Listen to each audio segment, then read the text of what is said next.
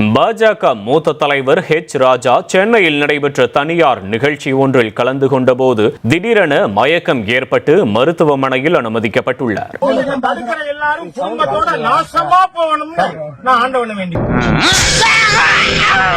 பேச்சாடா பேசுன, கொஞ்சம் நெஞ்ச பேச்சா பேசுன. மன்னர் பரம்பரை, மண்ணாங்கட்டி பரம்பரை, நீயே இப்ப மாவு கட்டு பரம்பரை ஆகிட்டாங்க. அங்க பாரு, ஸ்டவ்வுக்கு மண்ணெண்ண ஊத்துற மாதிரி புனல வச்சு ஊத்துறான் பொண்டாட்டி. எத்தனை ஊர் பஞ்சாயத்தடா முடிச்சு வச்சு பாரு, நமக்காக அம்மட்டு போலும் பிள்ளை குட்டியோட வெயில்ல காத்து கிடக்குறாங்களே. எனக்கு நேத்துல தூக்கமே இல்லை. ஐயா அப்படி பொழைச்சிட்டாரு எதிச்சு.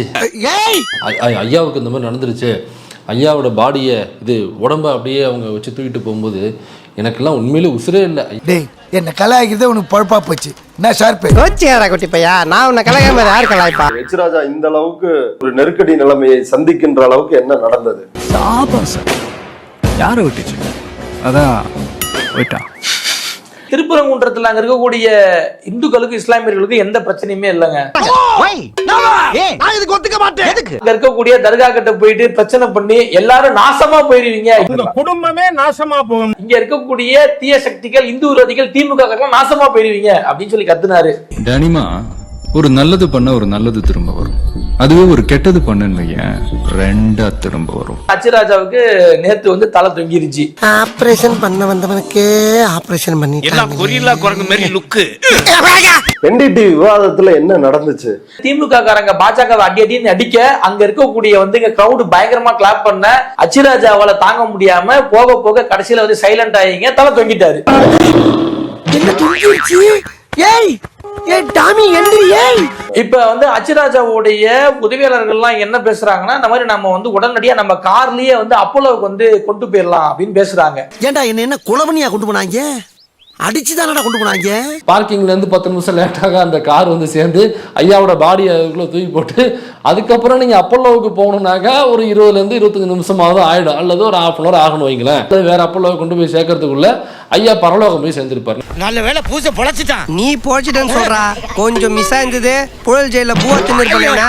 ஆனா அங்க வந்து திமுகவை சேர்ந்த ஆபீஸ் வராது, அவர் வந்து ஒரு டாக்டர்.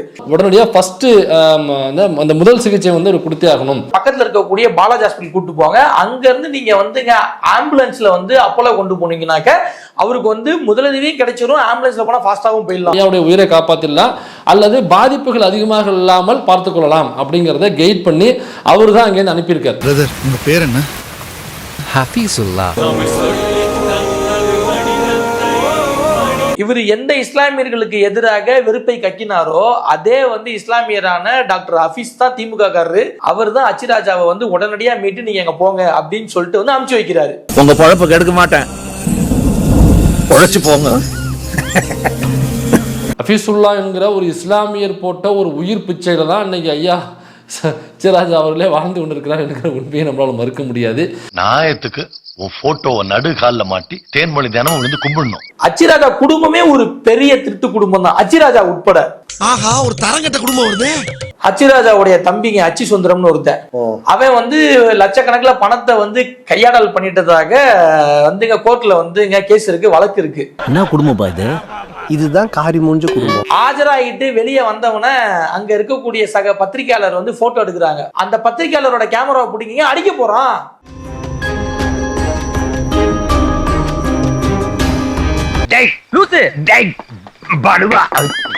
அச்சிராஜா மேல இன்னொரு இது இருக்குங்க, சொல்ல வரேன்.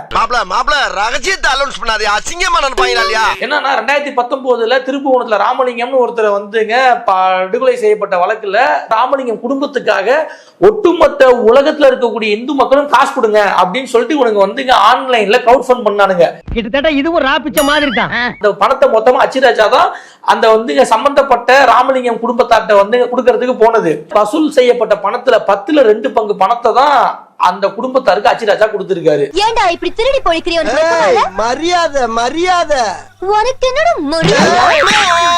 எவ்வளவு வசூல் பண்ணாங்க? அதாவது 80 லட்சம்னு சொல்றாங்க. அதுல வந்து கிட்டத்தட்ட 10-15 லட்சம் தான் அந்த சம்பந்தப்பட்ட குடும்பத்துக்கு போயிருக்கு. மீதி பணத்தை அச்சிராஜா வந்து தன்னுடைய 2019 இவர் பாராளுமன்ற எலெக்ஷன்ல எம்பிக்கு நின்னார்ல, அதுக்கு வந்து செலவுக்கு வந்து பணத்தை எடுத்துக்கிட்டதா சொல்றாங்க. திருட்டு வேற யாரு என்ன எச் ராஜா குடும்பத்துல இதே மாதிரி பிரச்சனைக்குரியவர்கள்? அச்சிராஜாவுடைய இன்னொரு சகோதரியான மீனாட்சியுடைய மகன் தசரத அவன் வந்து நில மோசடி வழக்குல வந்து இங்க பிரச்சனை பண்றான். அதையும் அச்சிராஜா தான் காப்பாத்துறான் தன்னுடைய வந்து பொலிட்டிக்கல் இன்ஃபுளுன்ஸ் வச்சு. இப்படி ஒரு கேடு கெட்ட ஈத்திர குடும்பத்தை என் வாழ்க்கையில நான் பார்த்ததே இல்ல. ஓகே, அப்ப உண்மையான இந்து விரோதி எச் ராஜா தான் அப்படின்னு வந்து சொல்றீங்க. அதுல மாற்றுக்கிறதே இல்ல. Okay. ஹிந்து விரோதி மட்டும் இல்லங்க, அவன் மனித இனத்துக்கே விரோதமான ஆள் அவன். ஆமா அது என்ன உங்க பேரை வெளியே விசாரிச்சல மாதிரி பாக்குறேன். தொடர்ந்து இஸ்லாமியர்களுக்கு எதிராக விருப்பு பேச்சை பேசிட்டு இருக்கக்கூடிய இந்த எச் ராஜா அவர்களுக்கான உயிர் பிச்சையை போட்டது ஐயா அபிசுல்லா அவர்கள். இப்ப என்ன பண்றீங்க? என்கிட்ட 3 ட்ரிப் வாங்கி முடுக்குன்னு குடிக்கிறீங்க. ஓகே, பயபுள்ள இவன் கோமியத்தை வாங்கி குடிக்க சொல்ற மாதிரியே சொல்றானே. அபிசுல்லாவுக்கு தெரியும் எச் ராஜா எவ்வளவு மோசமான பண்புடையவர். உலகத்துல நீங்க ஏதாவது ஒரு இஸ்லாமிய நாடு இந்த இஸ்லாமிய நாட்டின் அகதிகளை அவங்க ஏத்துன்னு இருக்காங்க. ஒரு பாயிண்ட் தான் நீங்க சொல்றது. ஒரு பாயிண்ட்ல ஒரு தஞ்சம் கேட்டு வரவங்க, அதுதான் சொன்னேன். அவங்க தான் இங்கிலாந்துல ட்ரெயின்ல குண்டு வைக்கிறான். ஒரு வாயை திறந்தாலே இஸ்லாமியர்களுக்கு எதிரான வன்ம பேச்சு தான் வாயிலிருந்து வந்து கொட்டும். அது ஒரு சாக்கடை, அது ஒரு கூவம் அப்படிங்கிறது அபிசுல்லாவுக்கு நல்லாவே தெரியும். அடவுடுறா இதுங்க ரெண்டும் காமெடி. இப்ப ஒரு மனுஷன் திருந்துறதுக்குன்னு 2 மொமெண்ட் தாங்க இருக்கும். திருந்துறதுனாக்கா ஒரு ரொம்ப மோசமான ஒரு ஆள், ஃபார் எக்ஸாம்பிள் ஒரு சீமான் வச்சுக்குமே. என்னை தாண்டா ஈஸியா அடிச்சு புரியுது. சீமான் கூட திருந்துறதுக்கான வாய்ப்புகள் அப்படின்னு இல்ல, அது திருந்தாச்சு, நம்ம அதை விட்டுலாம். ஆனா அந்த 2 மொமெண்ட்ல ஒரு மொமெண்ட் இன்னைக்கு எச் ராஜா அவருக்கு கிடைச்சிருக்கு. ஆனா இவன் திருந்துவான்னு பார்த்தானே திருந்த மாட்டான். அது எப்படிப்பா உடம்போட ஊர்னது மாறும்? சீமானும் திருந்த மாட்டான், எச் ராஜாவும் திருந்த மாட்டான். அடே, உங்களுக்கு மாட்டு சாணி இல்லடா, மனுஷன் சாணி அடிச்சா கூட நீங்க திருந்த மாட்டீங்க. சத்தியமா சொல்றேன், புலர்ச்சி வந்ததுக்கு அப்புறம் பாருங்க திரும்ப அதே வன்ம பேச்சு வன்ம குடோனாக இஸ்லாமியர்களுக்கு எதிராக பரப்பிக்கிட்டே இருப்பாப்ல. அதனால எனக்கா திருந்துறதுனாக்கா மனுஷன் திருந்துவான். ஒரு கெட்டு போயிட்டா ஒரு மனுஷனாக்கா அவன் திருந்துவான் அந்த 2 மொமெண்ட்ல. இதுதான் மனுஷ ஜென்மமே கிடையாது. என்னடா கரண்டி கக்கூஸ் போன மாதிரி ஒரு சவுண்ட். மனுஷனா இருந்தான்னு திருந்துறதுக்கு இது எப்படி நம்ம மனுஷன் லிஸ்ட்ல சேர்க்கிறது? என்ன பார்த்தா அவ்வளவு கேவலமான ஆளு தெரியுதா? இல்லைங்க சார், உங்களை பார்த்தா கேவலமான ஆள் மாதிரி தெரியலங்க சார், பெரிய பிச்சைக்கார மாதிரி தெரியுங்க சார். எந்த இஸ்லாமியர்கள் நாட்டை விட்டு வெளியே போகணும்னு சொன்னாங்களோ அந்த இஸ்லாமிய சமூகத்தை சார்ந்த அபிசுல்லா தான் உங்களோட உயிரை காப்பாத்திருக்காரு. யார் யாவரு எனக்கே அவரை பார்க்கணும் போல இருக்கு. நம்ம இந்தியா கேட்னு ஒன்று இருக்கு மும்பையில். அதில் போய் பார்த்தீங்கன்னாக்கா இந்திய விடுதலைக்காக போராடி உயிர் நீத்த போராளிகளுடைய பெயர்கள் அதில் வரிசையாக பொறிக்கப்பட்டிருக்கும். பெரும்பான்மையான பெயர்கள் இஸ்லாமிய பெயர்கள். வரலாறு மிக முக்கியம் அமைச்சரே. அப்ப இந்தியாவினுடைய விடுதலைக்காக பெரும்பான்மையாக போராடி உயிர் நீத்தவர்கள் இஸ்லாமியர்கள். இன்னொரு தகவல் சொல்லட்டுமா? அந்த இந்தியா கேட்ல பூரா அலசி ஆராய்ச்சி பார்த்தாச்சு, ஒரு RSS காரன் பேர் கூட அங்கே இல்லை. கடல்லே இல்லை. நீங்க அங்க போய் தேடக்கூடாது. நீங்க எங்க போய் தேடணும்னாக்கா பேட்டா ஷோரூம்ல போய் தேடணும். RSS காரனை மொத்த வரலாறு பேட்டா ஷோரூம்கார வச்சிருப்பான்.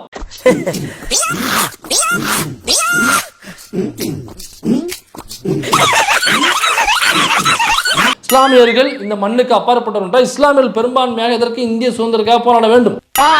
ஏன்னாக்கா அவன் இந்த மண்ணினுடைய பூர்வகுடி. உழைக்கிற ஜனங்களோட சர்வாதிகாரத்தை இந்த உலகம் பார்க்க தாண்டா போகுது. இந்த மண்ணுக்கும் யாருக்கும் சம்பந்தம் இல்லைனாக்கா எச் ராஜாவுக்கும் இந்த மண்ணுக்கும் சம்பந்தம் கிடையாது. எச் ராஜா வகைராவுக்கும் இந்த மண்ணுக்கும் சம்பந்தம் கிடையாது. இந்த சூஸ்பரி போடா வெளியில. ஏன்னா யோசிச்சு பாருங்க, எச் ராஜா எவ்வளவு வன்மத்தக்க கூடியது. அவரோட உசுரை காப்பாற்றி அவருக்கு உயிர் பிச்சை போட்டது நீங்கள் காலம் முழுக்க எதிர்க்கக்கூடிய திமுக என்ற அந்த கட்சியில உள்ள நீங்கள் எதிர்க்கக்கூடிய இஸ்லாமிய மதத்தை சார்ந்த ஒருவர். எவ்வளவு பெரிய விஷயம் இது. ஒருவேளை ஏன்னா எச் ராஜா திரும்ப வருவாரு, வந்து இதே வன்ம பேச்சை பேசுவாரு. என்ன இப்படி ஒரு இஸ்லாமியனா என்னோட உயிரை காப்பாத்தினது.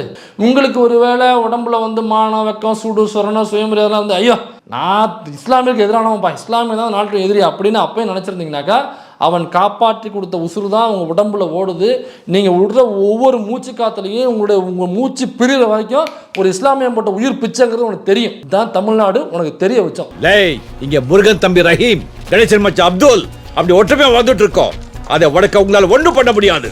அறிந்ததோட நாய்க்கு நீங்க ஏய் விரட்டு கிடையாது.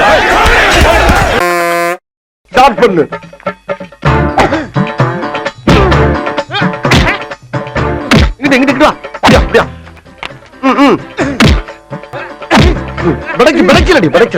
மண்டல மட்டும் அடிச்சிடாத, குலக்கேசல் உள்ள போயிருவேன். சரியா? உங்க வீட்டு பிள்ளையா நினைச்சு எல்லாரும் என்னை மன்னிச்சிருக்க.